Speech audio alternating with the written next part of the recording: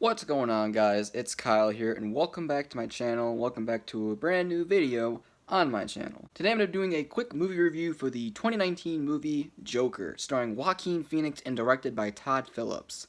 So first of all, I'm going to be stating the fact that I really enjoyed this movie.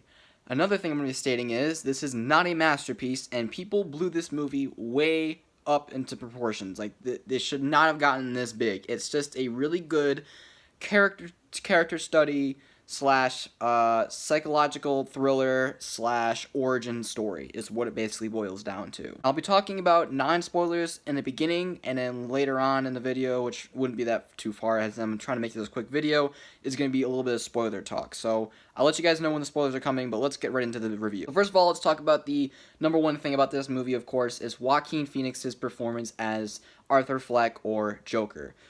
He is phenomenal, in my opinion. I need to see this movie again to see all the little nuances in his performance.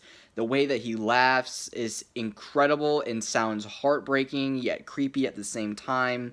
And it's because of, I don't want to give anything away, but it's because of this thing he has in the movie that makes him laugh uncontrollably. I pretty much just spoiled that. Oh well. But yeah, he laughs a lot in this movie, and every time he does it, I just feel horrible for him. And you're not supposed to feel bad for the Joker. I don't know what they did I don't know what this movie did to me. More on his performance, just everything from the way he talks to the way he moves to the way he just like looks around. You don't quite know what he's gonna do next. And that moves me on to my next point, which is the character of Joker. This might be my favorite interpretation of Joker. It makes you feel bad for him, but it also is like, holy shit, this guy is a demented psychopath. The shit he does in this movie is not as crazy as people are saying it is, but it's still pretty, like, crazy and kind of, like, just unexpected. There's a lot of unexpected things in this movie that I was not expecting at all. And I praise the movie for that. Then there's other people's performances, like Zazie Beetz' performance as his love interest. She does okay. I mean, she's really hardly in the movie, but she does a good job. Moving on to the technical specs, this film is a masterpiece when it comes to technicality. The music by, I'm not going to butcher this name, Hildur something, I don't know how, I'm sorry, I can't pronounce her name, is phenomenal. The score in this film is phenomenal and sets the tone for the entire film, and that's what I love about it, is it's haunting, yet it's beautiful. And every time that score came out on the screen, I was just, like, hooked to the screen. The cinematography, while it's not really impressive and doesn't really do anything unique, is beautiful and very well, like, shot, well framed, and there is a couple cool camera parts in the movie, nothing too crazy to talk about, though. I think the cinematography is very competent. And we move on to the production design, which is incredible.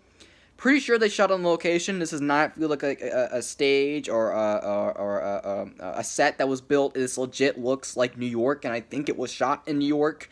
It's supposed to be Gotham, but it's basically New York, and it is haunting when you look at it. It's supposed to be this era where people are in poverty, and it's the whole place is going down the shitter. Gotham is in ruins, and the Joker makes it even worse. So I'm gonna move into the spoiler talk real quick. There's really nothing to really talk about too much that I need to say. First off, I want to talk about the big twist.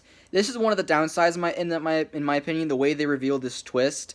So if you don't know, one of the bigger twists in the movie is that Arthur Fleck and Zazie Beetz' character never had a relationship, and he just imagined the whole thing, which makes you think the movie might have been in his head as well. There's a lot of things to unpack here, but the thing about it was a good twist, and I was not expecting it.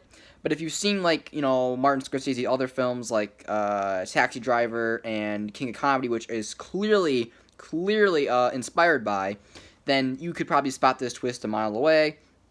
But he has a very big imagination, and they let you know early on when he put himself in the Murray Franklin show, you know, how he was in the audience, but he really wasn't. He was sitting at home watching it with his mom. But the way they revealed it was not that good, and I thought they could have did a better way. First of all, they did it a great way at first. He walks into her apartment, and she's like, who are you? You're Arthur, right? And I was like, okay, that's great. Leave it right there. And then cut to the next scene of him leaving. But no, they continue on this, and then they show a whole flashback montage where every time he was, when he was with Zazie Beetz' character, he was alone. Like, we kind of got that from the implication that she doesn't know who he is, but they thought that we were dumb, and they had to show this entire montage of, like, events from the previous events in the film that, like, oh, yeah, she wasn't there, she wasn't this, she wasn't there. It's like, we're not stupid. We know that this is the twist. I don't know. I think they could have handled that a lot better. Another downside, in my opinion, was the pacing. I love a slow burn as much as the next guy, but man, there was a lot of slow parts in this film. And it's only 2 hours long, and it felt like 3 hours. There's just a lot of parts that drag, some parts that just kind of sit there and don't really do anything, and then eventually it does move on. Which I love. Like I said, I love slow movies, but this was, I don't know, there was a couple parts where I was a little slow. Last thing I want to talk about in the spoilers is, my God, that scene where Joker stabs his former coworker in the neck with scissors and then brutally just beats his head into the wall. That left me speechless. I think that is the best scene in the whole movie. People might say the bathroom dance is the best scene. I think that is the best scene in the whole movie. It's brutal. It's totally Joker. And by the end of the movie, Joaquin Phoenix really becomes the Joker, and I loved it. I loved how the way he talks and the way he acts is like, it's very Joker, and I loved that. Alright guys, that's going to do it with the review. Overall, I would give this out of 5, a 5 out of 5. I think it is a really solid film, and I would watch it again. Out of 10, I give it like a 9 or a 9.5. It's really good. There's a couple like little nitpicks that I had in there, but it really is not much. I really did enjoy this film, and I want to see it immediately again. I'll probably wait till it comes out, like, digitally or whatever. I'm not going to go and spend money on it again, because, I mean, it was really cool to see in the theater with, like, the 1:85:1 full screen ratio. I've never seen a film in that ratio in theaters, and that was cool. I don't know. It felt like IMAX, so it was cool. Anyways, thanks for watching. If you did enjoy, remember to leave a like and subscribe to see similar content just like this. Also, don't forget to follow me on my socials. My Instagram and my Stardust will be down below in the description box. Also, my Letterboxd, because that's where I do most of my reviews. Have a great day, and I'll see you guys next time. Bye, guys.